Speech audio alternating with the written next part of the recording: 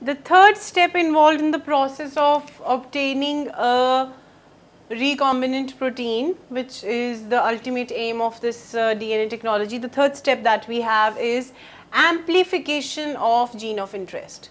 Till now we had seen that we obtained our gene of interest, but we need to have millions of copies for the gene of interest to get inside the host cell. See, this all is being done at cellular level, and you are not certain of it that every time it is going to result in recombinant DNA. Colonies would be used. So, some cells are going to take up that recombinant DNA, some are not going to take up. Even in the case of vectors, the vector is not something that is of macromolecular size, it is microscopic in size. Plasmid, you cannot see plasmids flying here and there from your naked eyes, you need microscopes to see it. That means they are very small. So, in case you are having 2 or 3 gene of interests in number, your one gene of interest, you extracted it from DNA, they were not more than 10. What is the probability that 10 of them would be taken by 3 or 2 plasmids? Because there is a chance of rejection, and we are not certain, and the processes are not highly guided, we must have the gene of interest amplified to a certain number, to millions supposedly. Amplification of gene of interest is to be done so that this gene of interest is present in plenty and gets inserted into the vectors, which would of course be in plenty. And amplification of gene of interest is brought about by a process known as polymerase chain reaction, firstly coined by Kary Mullis. He got awarded for this innovation of his with Nobel Prize. Polymerase chain reaction, remember the name of person. Now, this polymerase chain reaction is of great use in DNA fingerprinting as well. I introduced you to this term as PCR, where I said that we are going to study it in biotechnology. This polymerase chain reaction, what you see over here, abbreviated as PCR, the name says that there would be a chain of reactions which would be taking place, because we aim at amplification. Amplification to what degree? You have one gene of interest, you are going to amplify into millions by a series of chain reactions. Now, one word is polymerase. What is polymerase? It has A's in the end, that means it is an enzyme, and we talked about 2 polymerases. One was DNA polymerase, one was RNA polymerase. Now, this technique of polymerase chain reaction, it aims at amplifying the gene of interest to a number as much as millions using single gene of interest. And what is important and crucial for this particular process is, first thing is that a set of primer is that nucleotide sequence from where it starts the replication. Okay, if we have a gene of interest, supposedly that would be a DNA, it is having one strand and other strand, let this be 3' 5', let this be 5' 3', this is a DNA. Okay, it is having bonds. Now, if you separate this DNA, this would act as one template and this would act as one template. And if you provide a small set of nucleotides which acts as primer over here, you can extend the polymerization, and this would result in formation of 2 DNA strands. Okay, same process would work over here. You have a polymerase, a primer over here, you have a primer over here. Here the other strand would form, here the other strand would form, and what you have in the end, you have 2 DNAs, 2 genes, or simply 2 DNA strands which came as a result from one. Okay, so you are aiming at repeating this chain.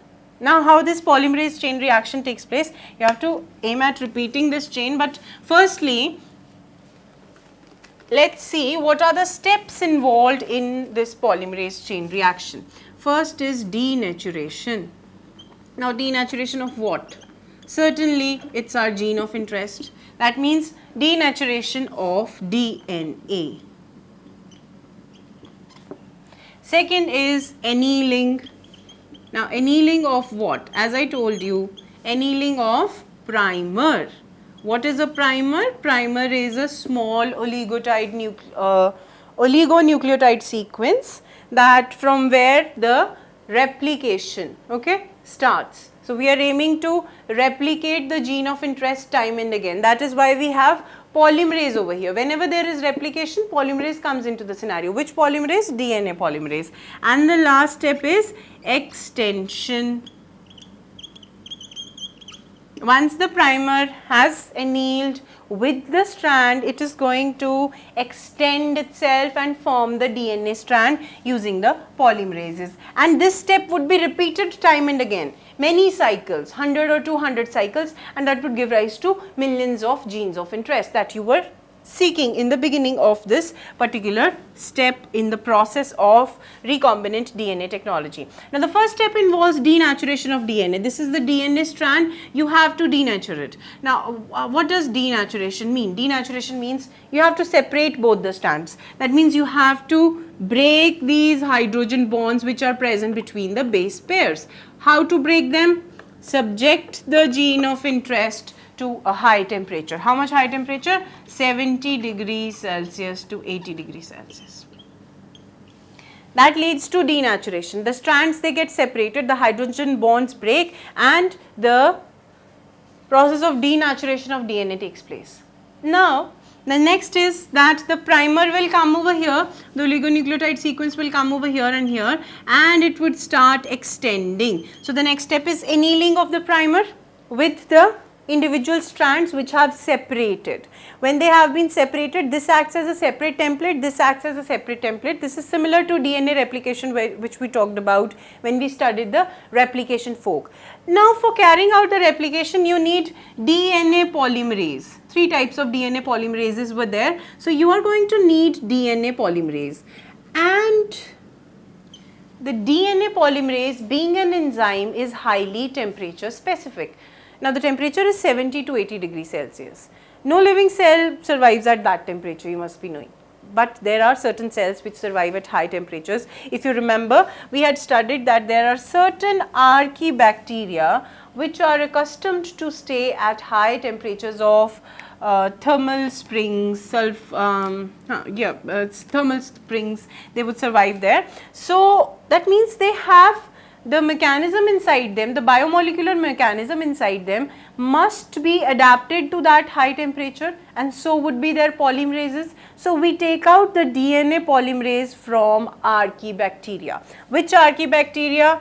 Thermus aquaticus. Thermus aquaticus is an archaebacteria that survives in hot springs. We extract the DNA polymerase of this bacteria. We term it as TAC, T for Thermus, AQ from Aquaticus, TAC polymerase, and we use this polymerase enzyme for extension. Okay?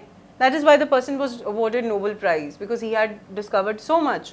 He just revolutionized this entire process. He is responsible for changing DNA fingerprinting method. He is responsible for amplification and giving a lot to the process of biotechnology. This science of biotechnology should be thankful to this person, Kary Mullis. He had discovered how to carry out the chain reactions, what to use and where to use, and of course when to use. So first of all, he denatured the double stranded DNA, separated the strands by breaking the hydrogen bonds, subjecting that DNA to high temperature. Now at that high temperature, because the DNA polymerase cannot work, so he extracted the DNA polymerase from that particular organism which survives at high temperature, and that polymerase was known as TAC polymerase. Now this TAC polymerase extends the genetic band would be a wrong word. It extends the strand. That means it enables the polymerization. It keeps on bringing the polypeptides, it keeps on bringing the nucleotides, and the polypeptide chain extends forward.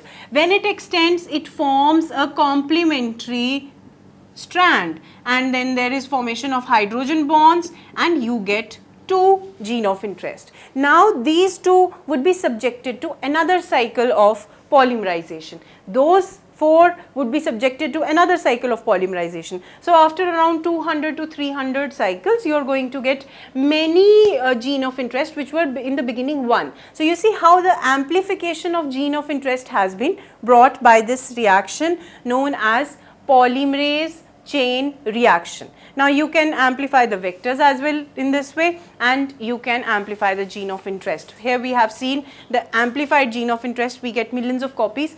Now in the next step, we are going to use these millions of copies and incubate with the vectors and wait that they get incorporated using the same restriction endonucleases. So for that, again you have to click on the next lesson.